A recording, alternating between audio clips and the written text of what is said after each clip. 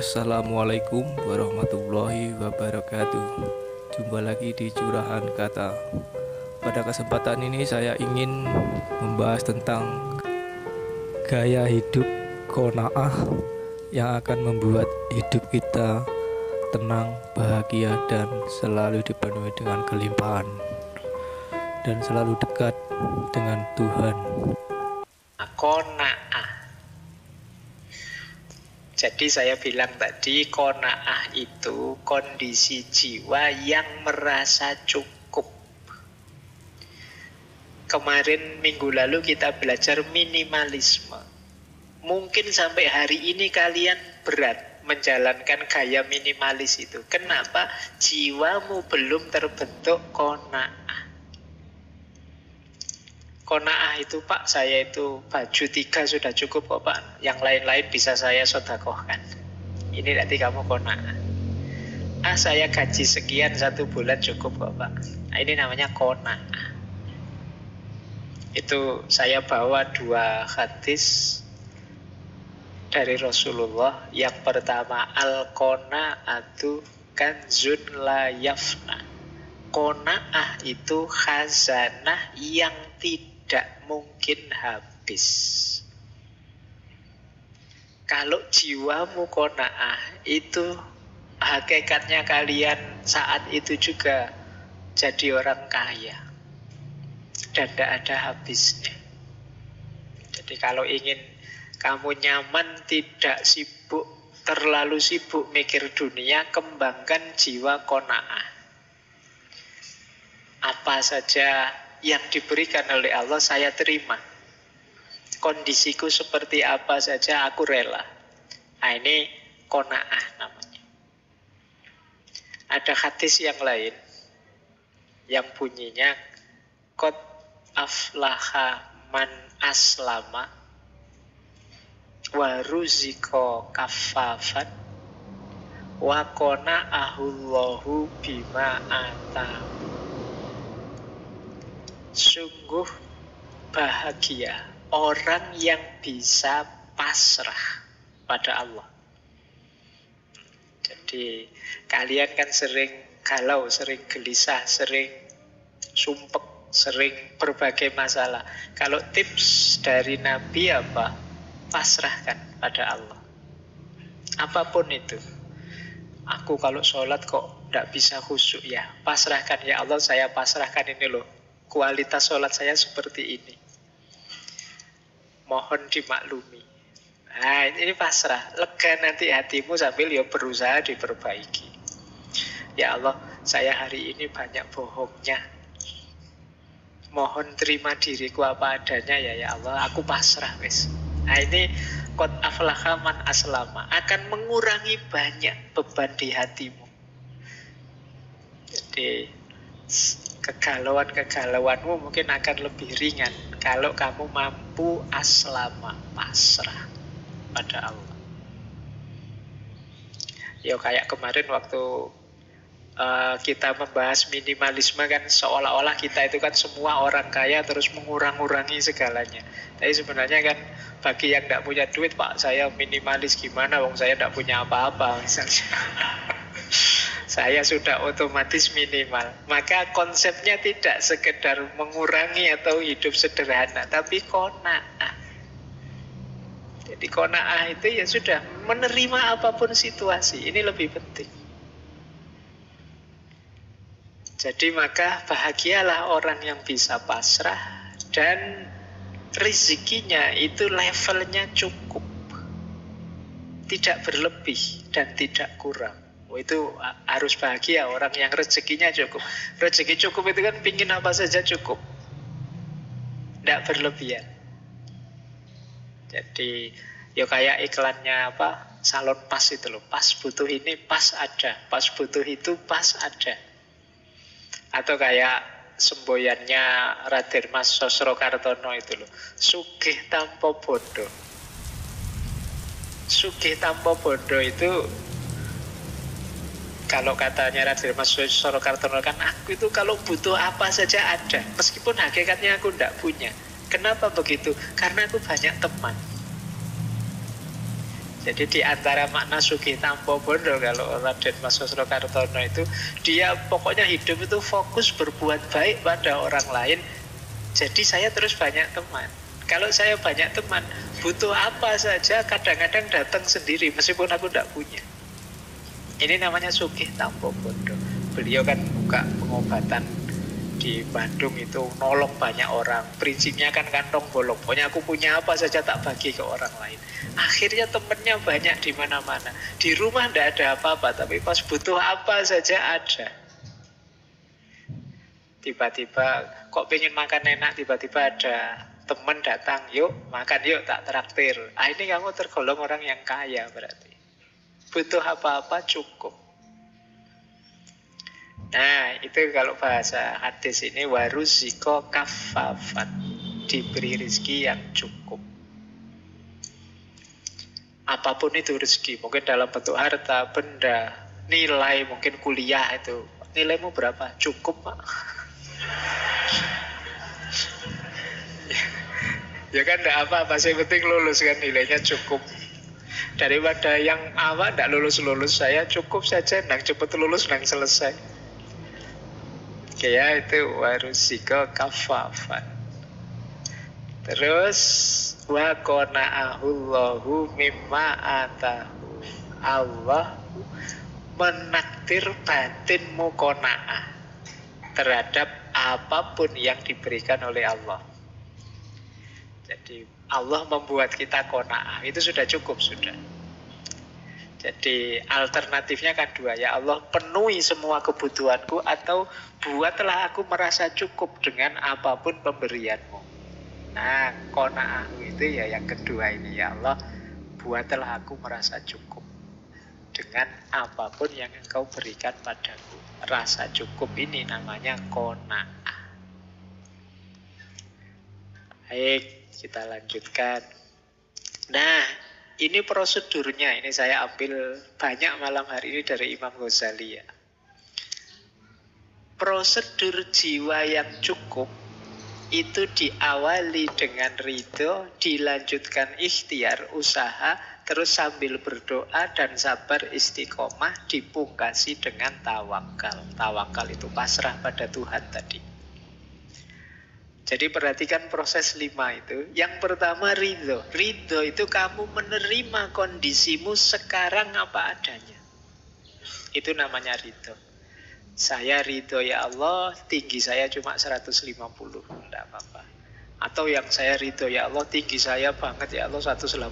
Saya itu kesulitan kalau masuk rumahnya, kos-kosannya teman harus menunduk misalnya. Kita ridhoi apapun pemberiannya Allah. Nah, kalau sudah, ya jangan diam saja. Ya kita tetap ikhtiar. Ingin memperoleh apa yang kita butuhkan, usaha. Jadi qanaah bukan berarti pasif. Diam saja, ya diupayakan. Biar tadi nilainya tidak cuma cukup saja, jadi naik, jadi baik, ya kan kamu harus belajar. Nah, usaha harus kamu tambah doa biar tidak sombong. Jangan merasa, saya bisa ini Pak, ini tanpa doa saya yakin sukses ini. Tidak. Kita manusia itu tidak ada satupun yang bisa dan berani memastikan bahwa usaha kita pasti buahnya, hasilnya sesuai yang kita inginkan. Jadi hidup ini tidak seeksak itu. Disitulah gunanya doa. Kalau saya sih tenang saja Pak. Saya itu kalau berkaca itu saya tahu saya itu gantengnya luar biasa. Jadi pastilah saya dapat jodoh. Nanti jodoh saya mesti cantik misalnya. Nggak, jangan dikira. Hidup tidak seeksak itu. Tidak sepasti itu. Di situ gunanya doa. Orang tua saya kaya Pak. Tidak khawatir saya kalau masa depan saya tidak kerja pun sampai 7 turunan aman misalnya. Jadi jangan dikira. Tadi saya dapat berita di Lebanon itu baru krisis yang orang tidak bisa narik uangnya di bank. Betapa Ngerinya kan kalian uangnya sebagian besar kan di bank. Orang yang tadi bilang kaya raya sampai 7 turunan, uangnya di bank. Begitu negara kacau, krisis, kolaps, uangnya tidak bisa diambil. Ya miskin berjamaah kan akhirnya. Jadi maka ikhtiar harus plus doa. Tidak boleh sombong, tidak boleh merasa bisa, dan sabar. Saya kasih garis miring istiqomah. Istiqomah itu segala sesuatu yang kita inginkan berbuah itu perlu proses. Yang ini perlu kesabaran kita mengikuti prosesnya. Jadi orang qanaah itu ya tidak hanya diam saja, ya usaha, ya berdoa, plus sabar mengikuti step-step prosesnya. Baru kalau sudah semua dilakukan, ikhtiar dijalankan, doa dipanjatkan, kesabaran dilantunkan, setelah itu tawakal, pasrahkan hasilnya pada Tuhan. Kalau kalian bisa mengikuti siklus ini, hidupmu akan tenang. Itu tadi yang disebut qanaah. Saya sudah belajar, Pak. Dan juga saya tahu IQ saya tidak terlalu tinggi kok, Pak. Saya terima itu ridho. Kemudian saya, tapi tidak menyerah, Pak, saya belajar. Itu pun sambil berdoa. Itu pun sudah dalam proses yang panjang saya belajar itu, baca buku, ngajak diskusi, dan lain sebagainya. Nanti hasilnya gimana, IP saya berapa, nilai saya berapa, ya sudah, saya tawakal saja. Nah, ini hidup yang nyaman. Ini yang tadi rumusnya hidup qanaah. Ini gaya hidup asketik. Gaya hidup menerima apa yang kita miliki, apa yang terjadi dalam hidupku. Saya lanjutkan. Nah, kalau ini manfaatnya. Kenapa sih saya harus qanaah? Merasa cukup. Yang pertama, rasamu qanaah itu secara tidak sadar menghadirkan Tuhan, menghadirkan Allah dalam hidupmu. Jadi qanaah itu kan merasa bahwa ya Allah, aku terima pemberianmu berapapun, seperti apapun. Loh, ini kan ada kesadaran ilahiyah dalam hidupmu.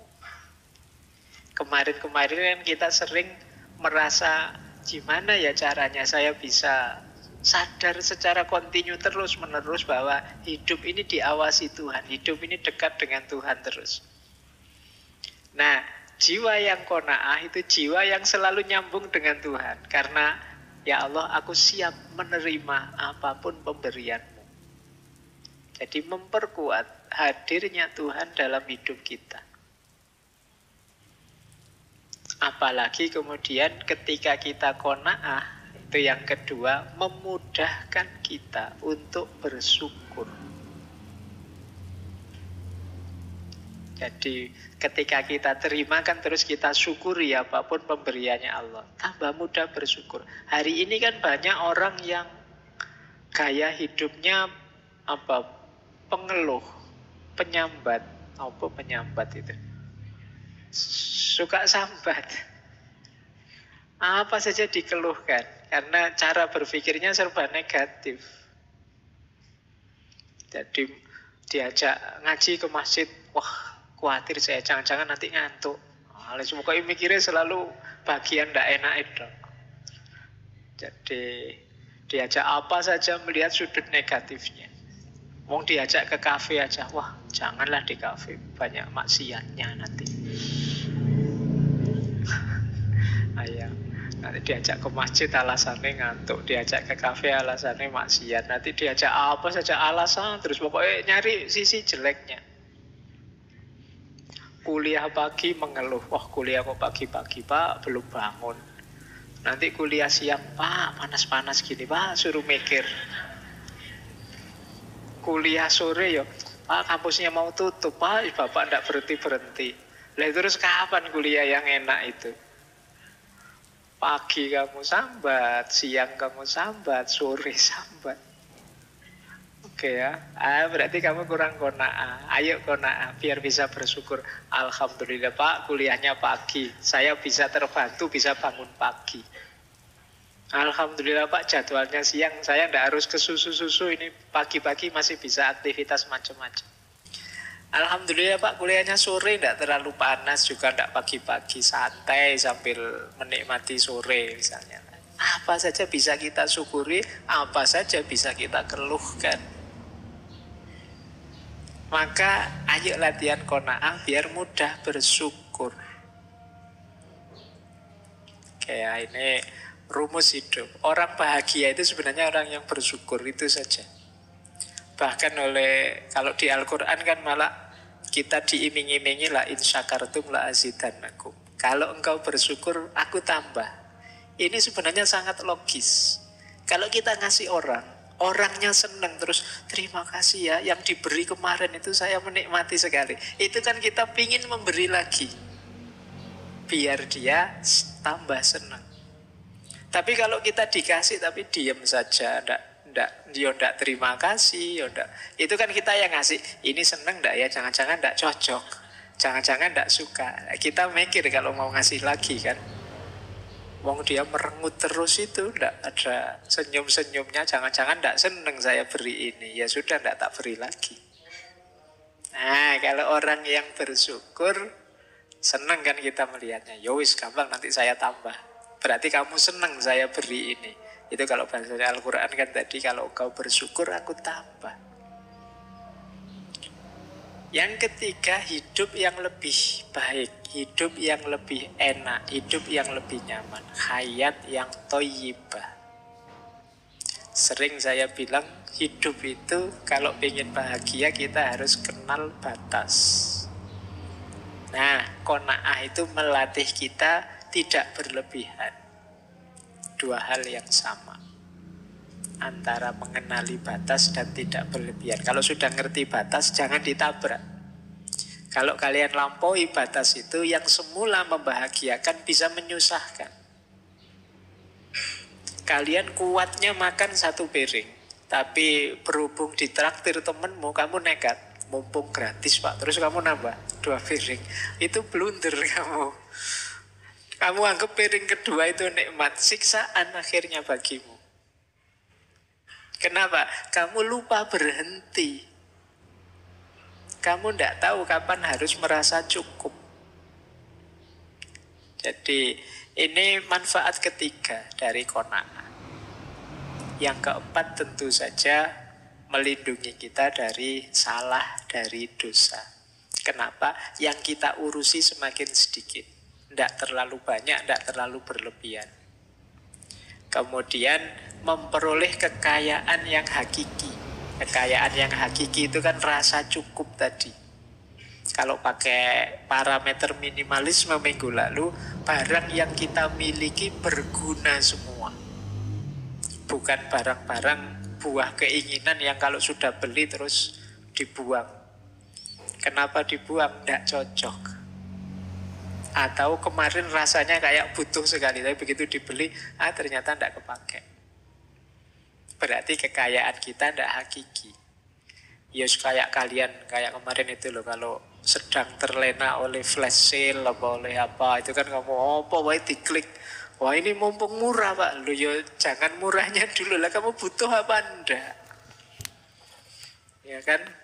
Oh ini kaosnya 100.000 dapat 6 loh Pak, luar biasa. Akhirnya begitu kaosnya datang, wah saya sedekahkan saja Pak. Lah iya salahmu sendiri kemarin, serakah gara-gara murah. Oke ya, yuk punya barang-barang kekayaan yang hakiki yang memang kita butuhkan saja. Dan mulia, orang qanaah itu kebalikannya orang tamak. Kita kan tidak nyaman lihat orang tamak. Nah kalau lihat orang qanaah, ndak ambisius, ndak agresif, itu kan enak. Dimuliakan di masyarakatnya. Baik, ini manfaatnya qanaah. Ini quotes, sekali-sekali quotes-nya bahasa Arab ya. Biar saya tidak diprotes, Pak orang barat terus Pak quotes-nya. Ya wis, ini orang sana yang pakai bahasa Arab. Imam Ghazali dan Imam Busairi. Kata Imam Ghazali, wajadtu atwalan nasi hummam al-hasud wa ahna'uhum ishan al-qanu. Aku dapati orang yang paling lama gelisah dalam hidupnya itu orang-orang yang hatinya penuh kedengkian. Dan orang yang paling tenang dalam hidupnya orang yang qanaah. Ini kata Imam Ghazali ya. Maka kalau teman-teman ingin lebih tenang, bersihkanlah batinmu dari rasa dengki pada siapapun. Hidupmu akan lebih lama tenang. Orang yang sumpek terus-terusan itu orang yang dengki. Karena dia dikejar-kejar kedengkiannya, ingin mencari jeleknya orang yang dia dengki. Nah, itu hidupmu lebih tidak tenang. Kalau ingin tenang apa? Qanaah. Ada lagi qaul dari Imam Ghazali. Man taba'at ainahu ma fi aidin nasi tola khasnuhu. Barang siapa yang mengikuti pandangan matanya, ngelirik-ngelirik, melihat-lihat yang dimiliki orang-orang di sekelilingnya, dia akan panjang sedihnya. Kita itu kan sering sedih karena lihat, ya Allah, HP ku kok ini HP merek jadul sekali, temenku mewahnya HP-nya, kan terus kamu sedih. Ya Allah, bajuku itu loh, baju merek apa ini, temenku yuk bajunya kok mahal-mahal gitu ya, terus kamu sedih. Ya Allah, motorku ini tahun 70-an, temenku motornya tahun 2002. Ya, sedih kamu. Kenapa? Salahmu sendiri, lihat kiri kanan, mengikuti pandangan matamu. Ya Allah, temenku punya gandengan semua. Kok iya? Kapan aku ini? Ayo, salahmu sendiri, tolak-tolak kiri kanan. Mbok ya sudah, kamu setia dengan HP-mu saja, ndak usah lihat kemana-mana. Ya, jadi ini hubungan dengan qanaah. Tadi kita biasanya sering tergoda karena lihat kiri kanan. Temanmu punya macam-macam, bisa macam-macam. Akhirnya kamu sakit, kamu sedih. Terima kasih sudah menonton. Wassalamualaikum warahmatullahi wabarakatuh.